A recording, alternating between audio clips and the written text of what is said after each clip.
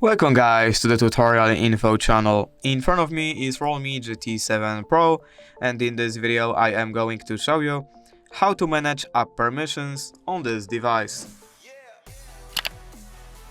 Alright, so to do this, firstly we have to open our settings. Then we have to scroll down and click on security and privacy, where we have to just click on the privacy controls, and then we have to open permission manager.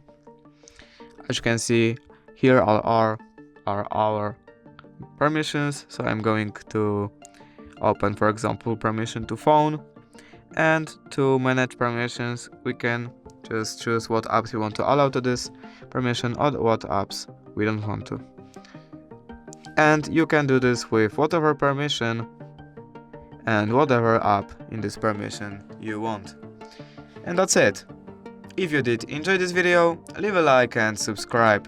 Thank you guys for watching. Bye!